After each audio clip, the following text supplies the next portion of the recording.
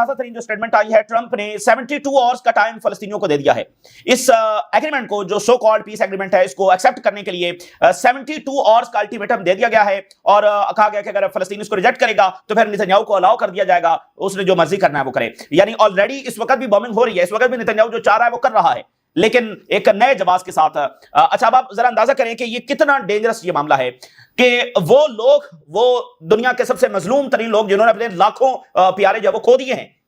اور 2 سال سے جن ہاررز کو وہ دیکھ رہے ہیں اپنی آنکھوں کے سامنے کہ انسانیت کی برداشت سے باہر ہے وہ چیزیں جو فلسطینی دیکھ رہے ہیں اور برداشت کر رہے ہیں، تو ان کو اس طرح سے ٹریٹ کرنا کہ جیسے وہی پیس کے ڈینائل ہے، یعنی ان کو ایک الٹیمیٹم دینا اس انداز میں کہ جیسے پیس کو ڈینائی کرنے والے ہی وہ ہے، ان کو ایک ویلن کی طرح ٹریٹ کرنا، ان کو کچھ آفر نہیں کرنا بلکہ ان کو الٹیمیٹم دینا کہ ابھی یہ کرو نہیں تو تمہارے ساتھ یہ ہو جائے گا۔ یعنی دنیا کے سب سے بڑے وکٹمز کو آپ ذرا اندازہ کریں کہ ایک ویلن کے طور پر جب ٹریٹ کیا جا رہا ہے، اور ان کو اس طرح سے ٹریٹ کیا جا رہا ہے کہ جیسے پیس کو، امن کو ریجیکٹ کرنے والے فلسطینی ہیں اور امن کی بات کرنے والے جو ہے وہ اسرائیلی ہیں۔ اور جو اس وقت جو لینگویج استعمال کی جا رہی ہے، جو بیہیویئر ہے، جو انٹینشنز ہیں، they are very very dangerous, اور یہ معاملات کو بہت زیادہ خرابی کی طرف لے کر جائیں گی۔ ادھر فریڈم فلاٹیلا جو ہے وہ چند گھنٹے صرف دور رہ گیا ہے غزہ سے، وہ بالکل یعنی ان واٹرز میں داخل ہو گیا ہے جو بہت غزہ کے قریب ہے، اور وہ اسرائیل کی جو انٹرسیپشن رینج ہے اس میں وہ داخل ہو گیا ہے، تو چند گھنٹے دور ہے وہ غزہ کے ساحلوں سے، اور کسی بھی وقت اسرائیل ان کے پر جب اٹیک کر سکتا ہے۔ نتنیاہو نے آرڈر کیا ہے کہ کسی صورت یہ فلاٹیلا جو ہے یہ غزہ کے ساحلوں تک جب نہ پہنچ نہیں پائے، اور ادھر سے ٹرکی نے جوائن کر لیا ہے جو مذاکراتی ٹیم ہے، یعنی مصر اور قطر اس سے پہلے تھے 2 فریق، اب ٹرکی نے بھی میڈیشن کو جب جوائن کر لیا ہے۔ یہ تمام ملک جو ہے وہ چونکہ انہوں نے ٹرمپ کے پلان کو ایکسیپٹ کر لیا ہے، تو یہ حماس کو پریشرائز بھی کر رہے ہیں اور اس کو کنونس کر رہے ہیں کہ وہ اس پلان کو جب ایکسیپٹ کر لے، جو کہ ایک سرنڈر ڈاکیومنٹ ہے، اور اس میں سسٹمیٹیکلی مزید جواز ہوگا اسرائیل کے لیے ٹو ایکسپینڈ۔ اور گلوبل سٹیج کے اوپر بھی ناظرین ہم جنگوں کی طرف جا رہے ہیں۔ جو اہم ترین میٹنگ ہونا تھی امریکن جنرلز کی وار سیکٹری کے ساتھ اور ٹرمپ کے ساتھ وہ ملاقات ہوئی ہے، اور اس میں وار سیکٹری نے آرڈر کیا ہے کہ اب کے بعد the sole purpose، ایک ہی ہمارا مقصد ہے، that's our war۔ اس نے آرڈر کر دیا ہے کہ اب ہمارا ایک ہی پرپز ہے اور وہ جنگیں ہیں، اور اس نے کہا کہ ہم جنگیں اس لیے نہیں لڑ رہے ہیں کہ ہمیں جنگیں پسند ہیں، بلکہ ہم امن کے لیے لڑ رہے ہیں۔ اب آپ ذرا اندازہ کریں کہ امریکہ کو بہت فکر ہے امن کی، تو وار آن ٹیرر جس کے اندر کئی ایک مسلم ملک جب ڈسٹرائے کر دیے گئے اور ملینز آف پیپل جب جانوں سے گئے، تو وار آن ٹیرر کے بعد پیش خدمت ہے war for piece. War secretary نے باقاعدہ یہ آرڈر کیا، اور آن ریکارڈ ان کی سپیچ یہ نشر ہوئی ہے جس میں انہوں نے کہا کہ ہم جنگوں کی طرف جب جا رہے ہیں، اور مین اس وقت ہمارا مقصد جب جنگیں ہیں، جنگیں ہم لڑنے جا رہے ہیں یہ جناب۔ اور ادھر وینزویلا نے ایمرجنسی جب ڈکلیئر کر دی ہے، اور انہوں نے کہا کہ امریکہ کسی بھی وقت ہمارے اوپر اٹیک کر سکتا ہے، پریزیڈنٹ مڈورو نے جب وہ ایمرجنسی ملک کے اندر لاگو کر دی ہے۔ تو یہ تمام صورتحال آپ کے سامنے رکھتے ہیں۔ دیکھیے اس وقت ٹرمپ صاحب جو ہیں، جو نوبل پیس پرائز کے بھی امیدوار ہیں،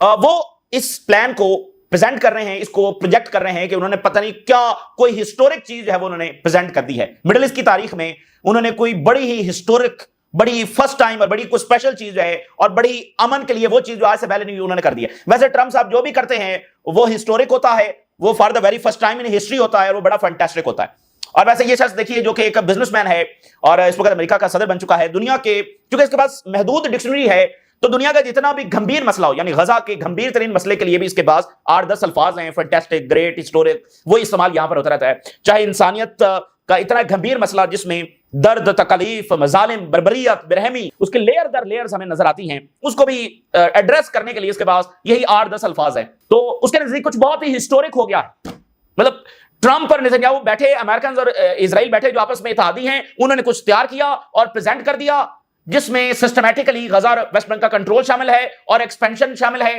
اور ٹرمپ کے مطابق یہ ہسٹورک ہے، اور یہ پہلی بار مڈل ایسٹ کے لیے ایسا ہسٹورک امن جو پریزنٹ کیا گیا۔ I tell you this man is very dangerous. اور آپ دیکھیں کہ جب سے وہ یہ صاحب آئے ہیں، دنیا جنگوں کے مزید قریب ہوئی ہے، امن کے قریب نہیں ہوئی ہے۔ اور ٹرمپ کا یہ ناظرین جو پلان ہے، یہ دراصل ایک شیلڈ پرووائڈ کر رہا ہے اسرائیل کو یہ سارے مظالم جب جاری رکھنے کے لیے، غزہ پر بمبنگ جاری رکھنے کے لیے۔ آپ مجھے بتائیے کہ ہمیشہ ایسا کیوں ہوتا ہے کہ امریکنز آل دا ٹائم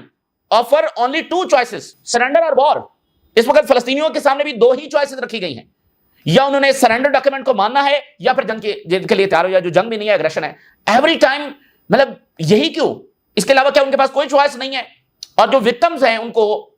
بس یہی ان کے سامنے رکھا گیا ہے، یہ کرو، یہ کرو، اور کرنا بھی 48-72 گھنٹوں کے اندر اندر ہے، وگرنہ تمہارے ساتھ بہت برا کر دیا جائے گا۔ دیکھیے اسرائیل اور امریکہ جو ہے وہ اتحادی ہیں پچھلے 50 سال سے، اور یہ پارٹنر ہیں ہر ایک چیز میں جو مڈل ایسٹ میں ہوتی ہے، اور ان کے انڈرسٹینڈنگز ہیں وہ بہت کلیئر ہیں، اور ابھی بھی جو وائٹ ہاؤس سے اوول آفس سے جو تصاویر جاری ہوئی اس میں Marco Rubio, J D Vance, Trump اور باقی جو سی آئی اے کے اور باقی آفیشلز بیٹھے ہوئے تھے وہ اسمائل کر رہے ہیں نیتن یاہو کے ساتھ بیٹھ کر. تو جیسے امریکنز نیتن یاہو کو دیکھتے ہیں، اسرائیل کو دیکھتے ہیں، دنیا ذرا ڈفرنٹ انداز میں دیکھتی ہے، لیکن امریکنز اس کو ڈفرنٹ انداز میں. ٹرمپ نے کہا نا کہ نیتن یاہو تو بہت بڑا وارئر ہے، نیتن یاہو تو بہت بڑا جنگجو ہے. کتنی تعریفیں جو اس نے نیتن یاہو کی ہیں، کیونکہ خود امریکہ جیسے بنا ہے تو آپ کو پتہ ہی ہے وہ کیسے بنا ہے، تو اس لیے وہ بہت زیادہ اس کی آئیڈیالوجی جو وہ میل کھاتی ہے اسرائیل کے ساتھ. تو ماضی میں بھی ناظرین ایسا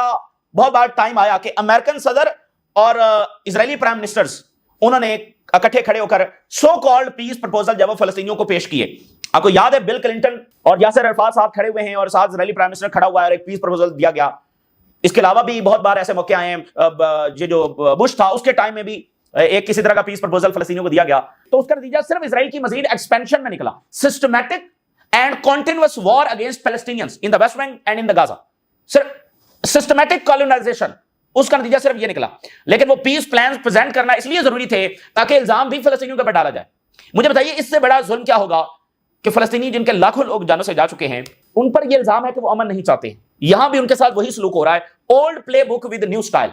یہ وہی پلے بک ہے جو پہلے کئی بار، یہ دونوں جو اتحادی ہیں آپس میں،